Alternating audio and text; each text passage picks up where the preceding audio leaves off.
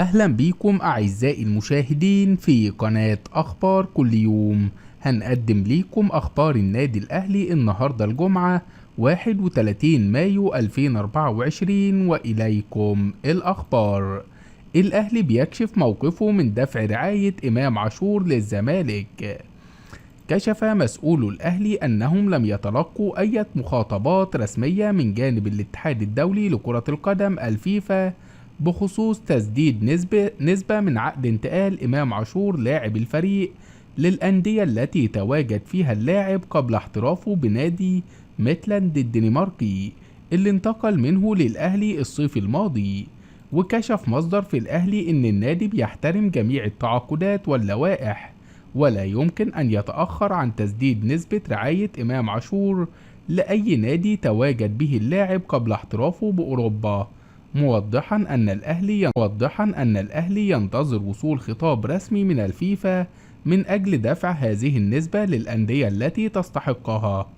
وتأتي تأكيدات المصدر الأهلاوي بعدما تناثرت تقارير حول أحقية أندية الزمالك وحرس الحدود وغزل المحلة الحصول على 5% من قيمة انتقال إمام عاشور من ميتلاند الدنماركي للنادي الأهلي، والتي بلغت 3 مليون دولار، باعتبار أن هذه الأندية سبق وقامت برعاية اللاعب في سن مبكر من احترافه حسب لوائح الفيفا.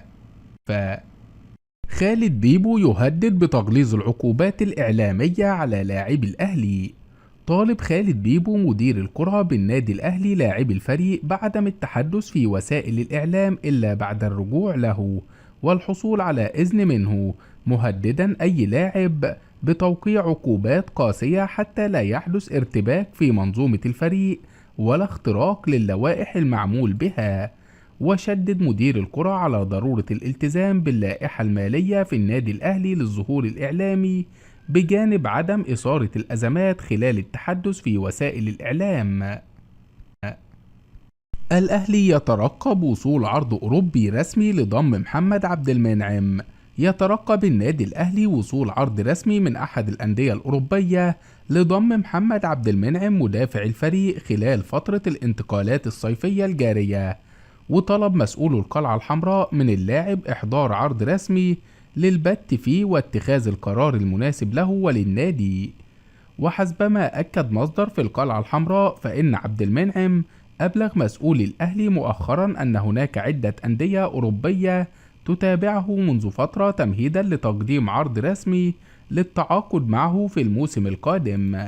وكشف المصدر أن إدارة الأهلي طلبت عبد المنعم بإحضار عرض مناسب ورسمي من أجل مناقشته داخل لجنة التخطيط ومع الجهاز الفني للفريق بقيادة السويسري مارسيال كولر.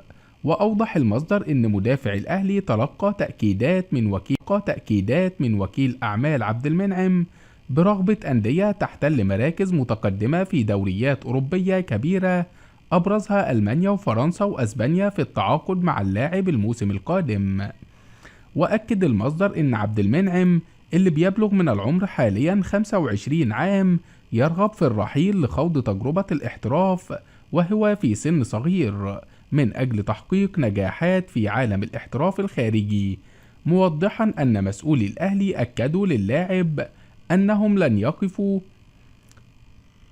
في طريق احترافه، وحال وصول عرض مناسب ستتم الموافقة عليه أسوة بما حدث مع لاعبين سابقين بالفريق، وفي مقدمتهم محمود حسن تريزيجيه ورمضان صبحي ورامي ربيعة ومحمد شريف وحمدي فتحي.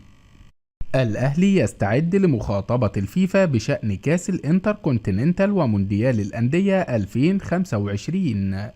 قرر مسؤول النادي الأهلي مخاطبة الاتحاد الدولي لكرة القدم الفيفا خلال الفترة القليلة القادمة من أجل الاستفسار عن بطولة كأس الانتركونتيننتال المقرر إقامتها في ديسمبر القادم بمشاركة أبطال القارات.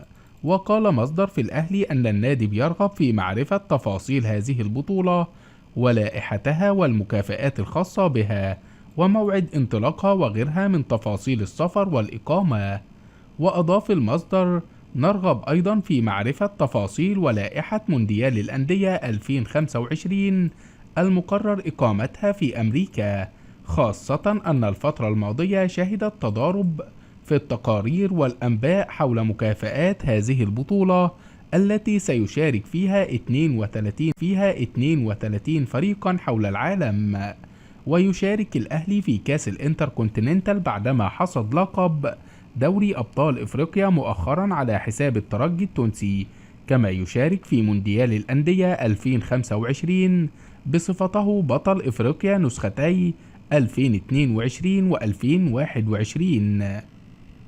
من ناحية أخرى، ينوي مسؤول الأهلي إرسال خطاب رسمي للاتحاد الإفريقي لكرة القدم الكاف خلال الأيام القليلة القادمة لمعرفة جميع التفاصيل الخاصة ببطولة كأس السوبر الإفريقي، والتي يلتقي فيها قطب الكرة المصرية الأهلي والزمالك. ويرغب الأهلي في معرفة موعد البطولة وكذلك الملعب الذي سيستضيفها، خاصة أن الأيام الماضية شهدت أنباء متضاربة حول موعد ومكان السوبر الإفريقي، فقد ذهبت تقارير إعلامية إلى أن السوبر الإفريقي سيقام يوم 25 يونيو، فيما ذهبت تقارير أخرى إلى أن البطولة ستقام في سبتمبر القادم. وتحدثت تقارير إعلامية عن إمكانية إقامة البطولة داخل مصر، فيما قالت تقارير أخرى أن البطولة قد تقام خارج مصر، لذا يرغب الأهلي في معرفة تفاصيل ولوائح هذه البطولة. عبد المنعم في رسالة لجمهور الأهلي: سأحمل دائما حبكم، شكرا على كل شيء. وجه محمد عبد المنعم مدافع النادي الأهلي رسالة شكر لجماهير القلعة الحمراء على دعمه طوال الفترة الماضية ومساندة الفريق حتى توج بلقب دوري أبطال إفريقيا للمرة ال12 في تاريخ النادي. ونشر عبد المنعم فيديو عبر صفحته على انستجرام خلال الاحتفال مع الجماهير بلقب دوري أبطال إفريقيا بعد الفوز على الترجي التونسي، وعلق عليه: سأحمل دائما حبكم ودعمكم، شكرا لكم على كل شيء.